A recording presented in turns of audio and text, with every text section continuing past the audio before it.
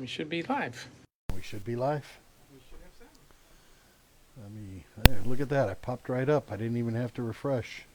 Not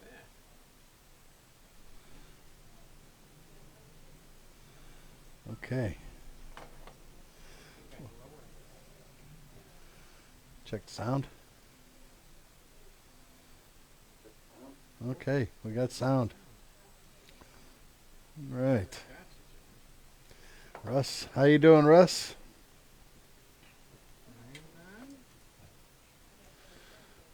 Brian? Show up a minute late and everybody's on. All right. Everybody was waiting. How's everybody doing? Welcome to the T350 show. Everybody give a minute for everybody to pop in. James, Russ, Trevin, Brian. Back to the GX4 hat.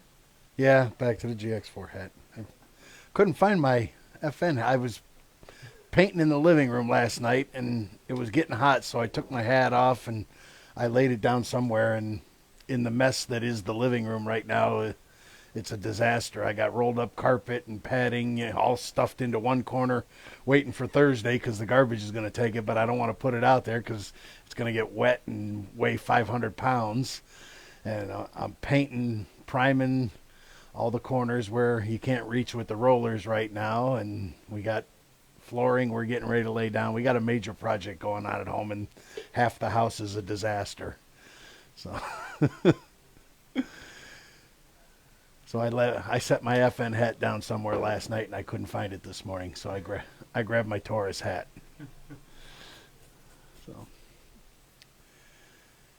you only have to pick it. Yeah, I only have to pick it up once, but the garbage people have to pick it up. We told them it was coming out there Thursday, and that we had actually rolled it all up and duct taped it so that it stays rolled up. And she was like, "Oh my gosh, thank you." They were so appreciative that we did that, you know. Makes it easy for the guys to pick up. They got a hard enough job. I couldn't imagine being a garbage person, especially in the summer when it's 90 degrees. Oh, I've had to take I take my own garbage down to the curb, and I'm like, oh, I don't want nothing to do with that. So, again, welcome to the T350 show.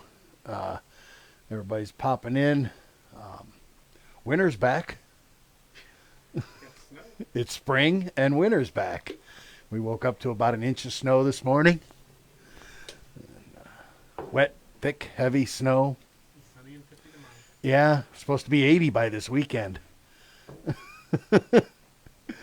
79 degrees Sunday. Hey, I'll take it, right? I'll take 79 degrees, no problem. All the snow's gone at home, Riss says. Good. So we're here this week to start talking about the evolution of the A architect. And if you watched the preview video, you saw me kind of explain what an A architect is. We started this a few years ago, playing on the whole, you're building your own AR. So what is someone who builds something, right? They're an architect, an A architect. So an architect builds things, and we're building our own rifles, so we're A architects.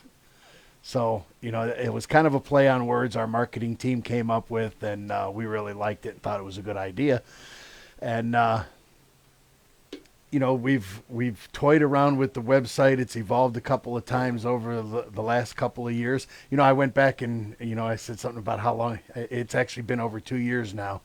We've been doing this. It was because the first show was March of 20. Yeah, it was. I went way back and looked, and the first show was March of 20. So it's been 2 years. I wasn't sure. I said a year and a half. I thought the other day, and Right before the start of the yeah. pandemic. So we started the website's evolved a couple of times. And now we're finally really honing in on what it is we want to present in our website, and that is the education aspect of building an AR website is getting better, easier to navigate. So we're finding a couple things here and there that we're cleaning up. A couple issues we talked through this morning with the marketing team, and we're reviewing it every day and making sure that the message is concise and clear, and that the different pages are putting out the information that we intend to put out. So the evolution of the A Architect, we've broken down into 5 levels, and we're going to spend the next 5 weeks going over each one of those levels, and we're going to start at level 1. So level 1, section 1, tier 1, whatever you want to call it, it's the first one, right? And that is the newbie. We were all newbies at one time, whether it was we were interested in getting an AR, we had already bought our first AR, somebody had given us an AR, we had shot one from one of our friends. Somehow we had been exposed to the platform, and we were all of a sudden like, hey, I got to have one of those. And, but do you want to buy one? Do you want to build one? What, how do you want to get into this thing? What do and you just got a ton of questions. And, it became very apparent very quickly that there was a lot of places you could go to get information, and you could get bad information. You could get made fun of. You could get ridiculed for the stuff that you didn't know. The wasteland that is the Facebook forums. It could be very daunting for the newbie, right? You come in, you ask a simple question, and you're an idiot, you're a moron. How could you not know that? You shouldn't even own a gun if you don't know that. And so many people forget what it's like to not know what they didn't know, right? And that's exactly what it is. They forget what it's like to not know what they didn't know. We all learned this stuff at some point, some way, somehow, from friends, parents, grandparents, whatever it was. We all learned YouTube, right? We all learned this stuff somehow, whether it was trial and error, whatever it was. So, we started the website with the intention of bringing education to the fun sport of building, maintaining, owning, shooting, hunting with the AR platform rifle. So level 1 is, again, like I said, that newbie, the guy that's coming in and says, hey, I'm interested in this. I want to do something. Okay, I bought my first AR. Now what? First things first, right? Safety, right? We can't stress it enough. Safety, safety, safety. The non-negotiables of safety, right? The never load your weapon until you're ready to shoot it. Never load your gun until you're ready to shoot it. I keep wanting to say weapon because, it's the military, right? In the military, you called it a weapon. You didn't call it a gun. And now, we prefer to call it a gun out here because weapon sometimes can have a negative connotation to it. So we want to call it a gun, but I still fall back into weapon sometimes. Making sure your gun's not loaded until you're ready to shoot it. Making sure your gun's always on safety until you're ready to shoot it. Making sure your finger is off the trigger until you're ready to shoot it. Making sure you know what you're shooting at all times. Making sure that you're not skyline shooting and launching bullets, into the stratosphere. You don't know where they're going. Making sure you know what's behind your target at all times. Not shooting into things that will ricochet. Water.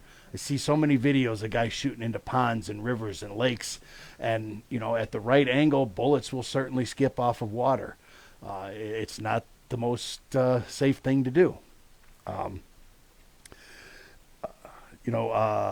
Again, trigger discipline, muzzle safety, making sure your gun's always pointed in a safe direction, never pointing it at anybody or anything that you don't intend to shoot, to destroy. That's because that's what's going to happen, right? The safety course. Taking a safety course. You bought a new rifle, you bought a new gun, shoot point blank. It's not shoot point blank anymore. Now it's Range USA. They changed their name. So they got stores all over the country, but Range USA, I think for like $30 or $40, maybe it's gone up a little bit now, who knows. They have a basic rifle safety course. It's an 8-hour course. You can go in one day, take the whole thing, do a little range time with a range safety officer, excuse me, and you can learn the basics of safety. and all the particulars of your rifle.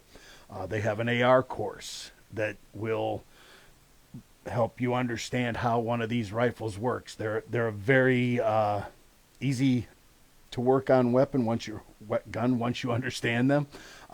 Very simplistic mechanisms. Everything is it's really a simple gun when you get into it, and a lot of people are intimidated by the building aspect of it. It's really simple. There's not a whole lot to these things. Can't stress enough the importance of taking a safety course and or a basic AR course to teach you about what an AR is and how it works and how to disassemble it, how to clean it.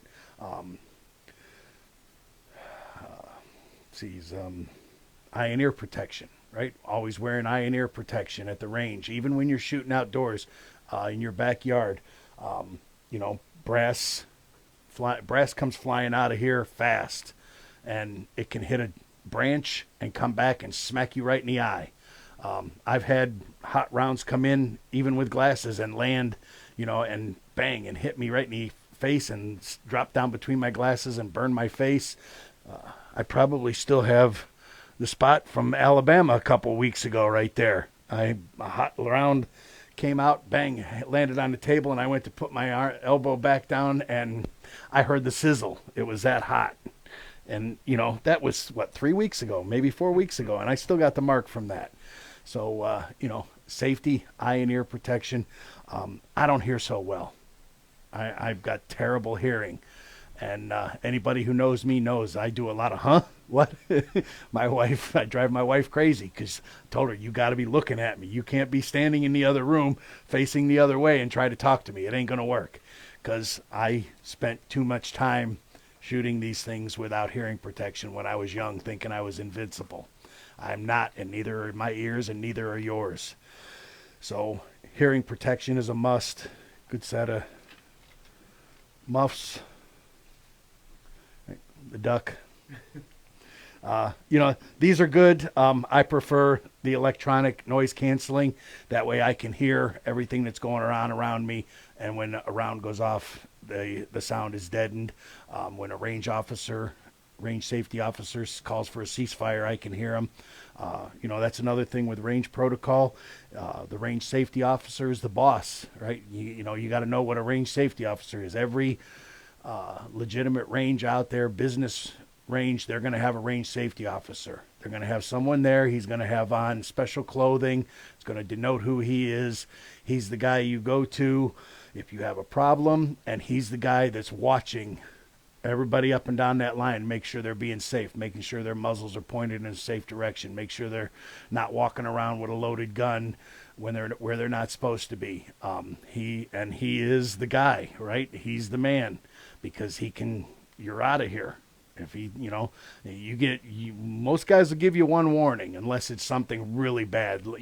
We've all seen that video of that guy on Facebook that went into range and grabbed his phone and did his selfie, right? And he put the gun up here in front of his face like this, and he took a selfie, and then he looked over at his buddy and he put the gun up to his buddy's head to take a safe selfie. Haha, funny. No, not funny. That range safety officer came over and slammed him down on the table, took the gun from him, and tossed them both.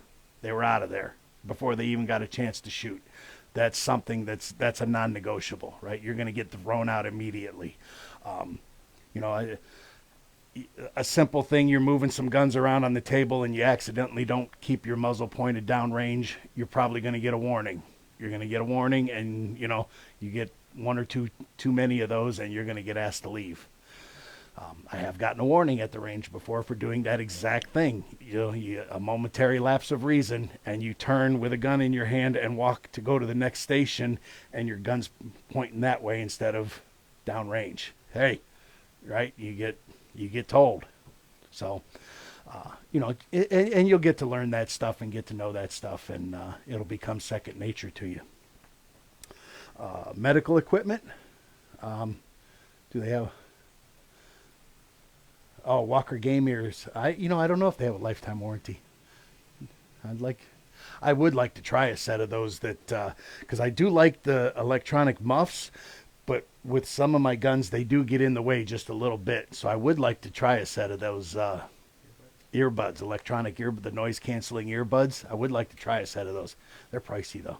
They're like a couple $300. So they better work. They better come with a lifetime warranty for that price. Medical equipment. If you're going to go out shooting, especially in your own backyard, have some medical equipment with you. At a minimum, have some bandages, have a tourniquet, some blood clotting agents maybe, a basics first aid kit. They're always going to have one at the range you're at, but it's always a good idea to have your own with you. Just a small bag with the basics. Yeah, and the tourniquet is probably the key to that whole medical kit. Right, is probably the most important piece of that is having a good tourniquet. Range protocol. Learning range protocol as a newbie. What should you and shouldn't you do at the range? Most ranges have a set of rules posted right there. Always read the rules. A lot of them sometimes even have a video they want you to watch. If you're you've come in for the first time, you sign their waivers, and usually your waiver is good for a year, and they'll want you to watch a 10, 15-minute video. Even if you've been around guns forever, it's a good refresher, to watch that 10 or 15-minute video. It's like, yeah, I know it. It's just a good refresher.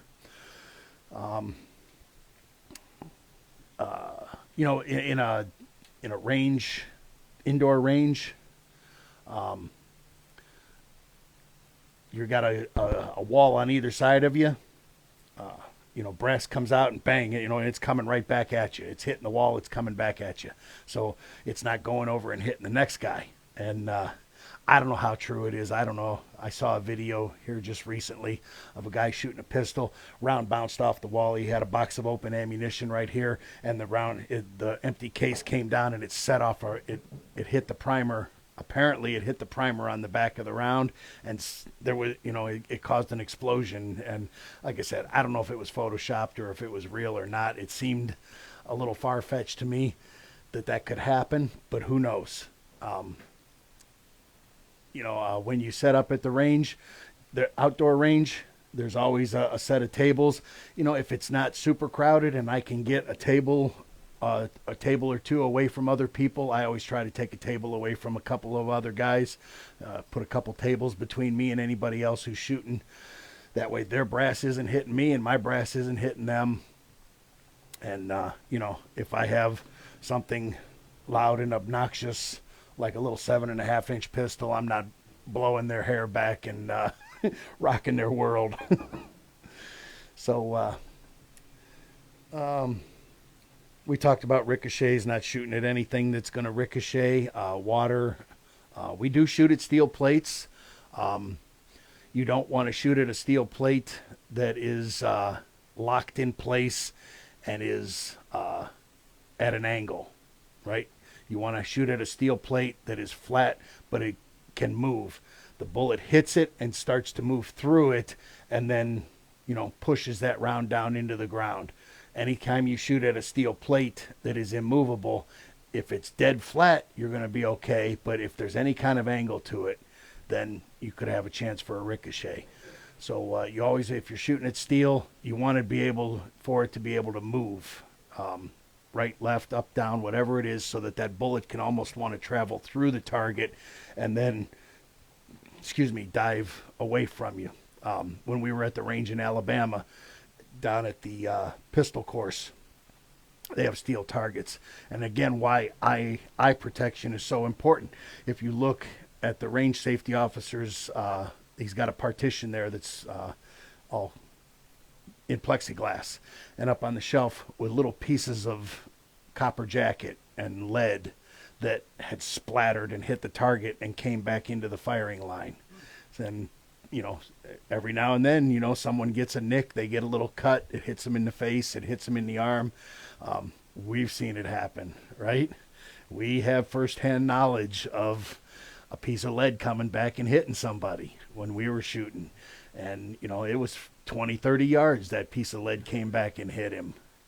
We've seen it happen.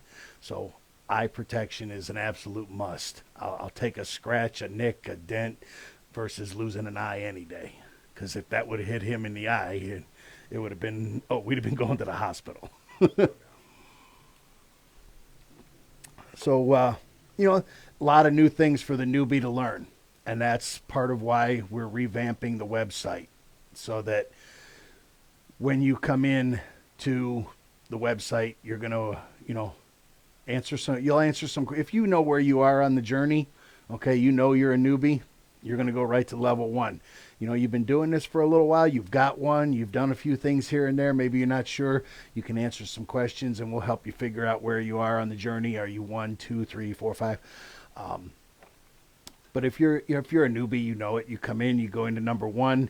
You're going to get a link to join up with our A Architect group on Facebook through BYOAR. You come into BYOAR, you go to the A Architect group, request to join, answer 2 simple questions, making sure that you know that this is a gun group, not a group about building houses.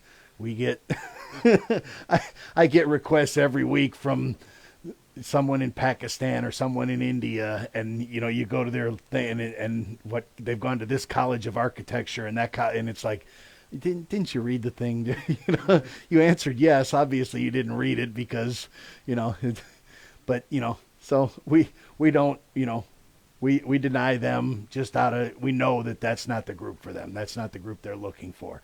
So you answer a couple of questions, you become part of the A Architect group, and it's a great place to. We also have one offline. Yeah, and we're going to a group off of Facebook as well, where we're going to have videos on the Vimeo platform, because of Facebook's community guidelines and community standards. There are things we can't do, say, or talk about. And so if we do say or talk about those things, our videos get yanked down. So we have to be careful sometimes. We let one wrong word slip and they'll yank a 15-minute video over 1 second of the wrong word. Craziness. But and you join the architect group, you'll get good information. There's a bunch of guys in there. Russ is in there. Ken Whitmore, he writes for a bunch of different magazines. Former Marine.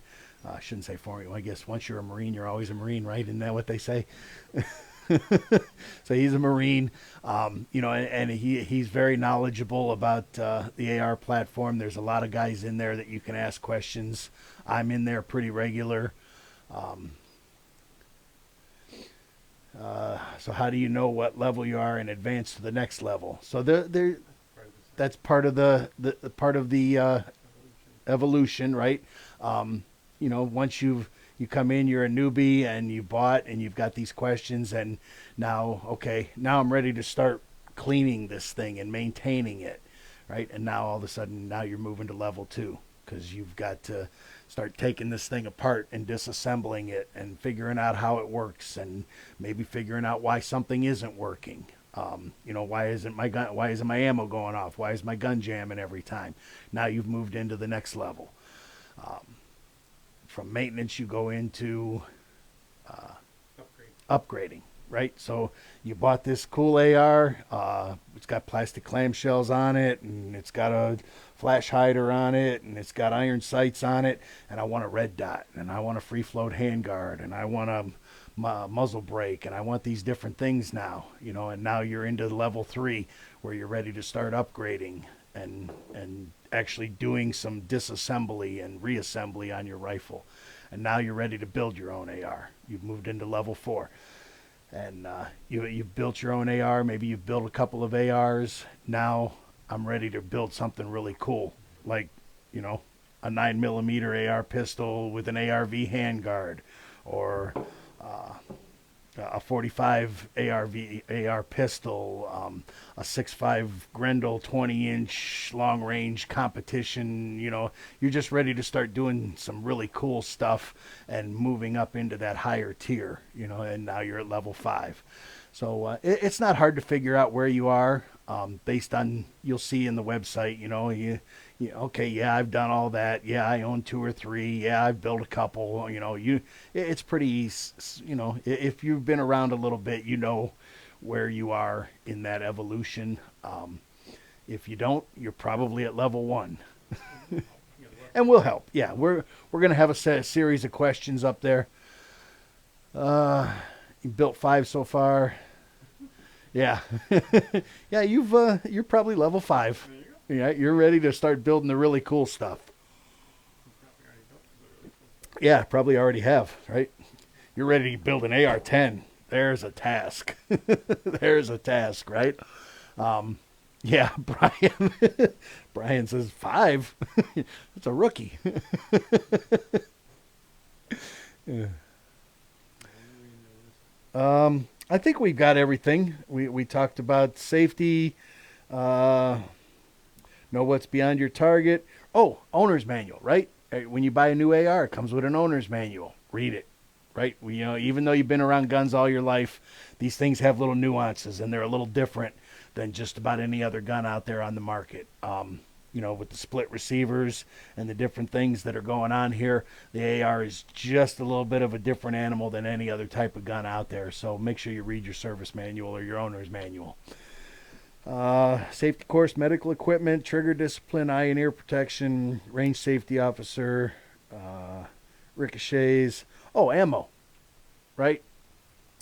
Easy to get in trouble with ammo because it's such a versatile platform. You can build so many different calibers on the AR platform. Just in the AR-15, the most popular ones obviously are your 5.56, 223. I don't really know if anybody even chambers in strictly 223 anymore. It's hard to find a strictly 223 caliber anymore. They're either going to be 5.56 or 223 wild, which is going to take either 223 or 5.56. But you've got 300 blackout, you've got 6.5 Grendel, you've got 350 Legend, you've got 7.62 2x39. You've got all these different calibers that you can build just with the change of a barrel, a magazine, and sometimes a bolt carrier group. You change 3 parts and you can be shooting a completely different caliber. Now you've built 3 or 4 or 5 of these things, and every one of them's a different caliber, and they all kind of start to look the same, right? All these black rifles start to look like one another. And next thing you know, you pop a 300 blackout into your 223, and your day's going to end. If you don't get hurt, you're going to have a ruined gun. Right, and that's praying that you don't get hurt. A 300 blackout will chamber very quickly into the 223, and it will go boom. But it's not going to go boom out the end of the barrel. It's going to go boom out the side of the receiver. And ammo, making sure when you build these different calibers that they're clearly marked. This is my 6.5 Grendel upper right there is the bolt's marked 6.5 Grendel, right? So there's clear marking there. The bottom of my muzzle brake is marked 6.5. The magazine is going to either be marked 6.5, lasered 6.5 on it, or have a rubber band at a minimum around it that says 6.5. So that I know when I've got 2 or 3 guns laid out at the range and I'm shooting 2 or 3 different things, I don't accidentally load the wrong ammo into the wrong gun, or the right ammo into the wrong gun, however it might be. But these things are great because of their versatility and their modularity, but it's one of the things that can get you into trouble real fast, especially when you start to own 2 or 3, 4, 5 and all the different calibers, because the marked bands work real well. Even if you know somebody with a laser, it doesn't take much to just be a marking laser, one of those cheap lasers that someone marks wood stencils with and that kind of stuff. You can take them your magazines, and probably for a few bucks they can type in 6.5 Grendel in any script you want, and they'll laser it right on your magazines for you real cheap. You can even buy them that way already. You can buy dust covers that have calibers marked on them. Anything you can do to make sure that you know what that gun specifically is, what caliber it is. The easiest way to get in trouble, and we all do it, we have different uppers, right? This upper right here, right? 6.5 Grendel, right?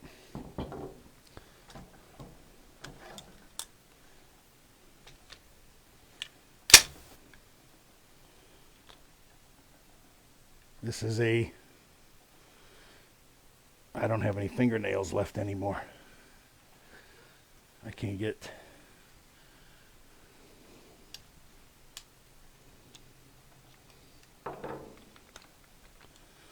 so this is a 5.56.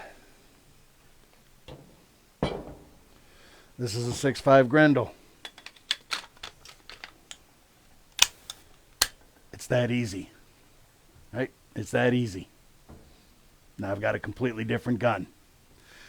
And if I load two, obviously I can't shoot 223 out of this. It's not going to load because the, well, 223 probably would load into that, but 6.5 wouldn't load into a 223 chamber.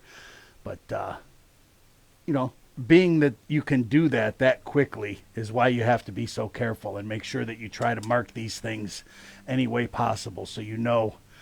Right there, 6.5 Grendel. Okay, I grab my 6.5 Grendel mag, and that's what I'm shooting, right? Just can't stress it enough. The modularity and the versatility of these things is great, but it's one of the things that will get you into trouble if you're not careful. So, and ammo's starting to become a little more available. Prices are actually starting to come down a little bit. Paint marker. Oh, yeah, right. Take one of those little yellow paint markers and right on the bottom of your magazine. I don't have a magazine here, but flip the magazine over and mark on the bottom of it. There you go. I got one right there. Right, you can take a paint marker and write right there, 6.5 Grendel. Let's see, what do we got here?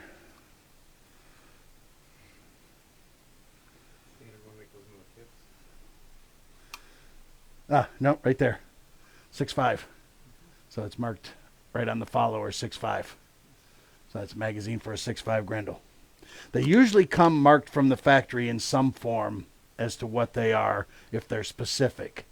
But just, you know, see how long I had to kind of search for that, right? I had to look and say, hey, what is this thing? Oh, yeah, there it is, right? A rubber band around here with 6.5 Grendel on it, a paint mark down here, 6.5 Grendel, a laser, anything that you can pick up and just at a quick glance, you know what it is. Going to help save you a headache, save you some trouble. So, you know, that's it. On that page of the site, there'll be videos and links to blogs. Yeah, on each section, each level, 1, 2, 3, 4, and 5, there's going to be links to blogs. There's going to be links to videos. There's going to be a welcome video for each one, kind of helping guide you into which level you think you are. But there's also going to be links to blogs. You know, there's a blog about range safety and protocol. There's a blog about pure gun safety. There's a blog about magazines, about what we just talked about with magazines. There's all these different blogs that the newbie wants to know, you know. Do I want to, what kind of iron sights, right? There's a blog. You got to have some kind of sights, and most ARs, standard ARs, come with iron sights. How do I use iron sights, right? There's a blog about how to use iron sights and understanding the windage and elevation, how to sight them in.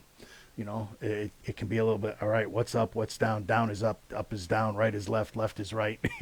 Gets a little, right, and it gets a little confusing sometimes. So there's a blog there to help you with that. And there's videos, and, you know, there's just, we try to provide as much information as possible in all the different levels. And we're always available, either through Facebook or direct email, whatever. We'll answer any questions we can. Always willing to help out. I am going to switch this back before I forget.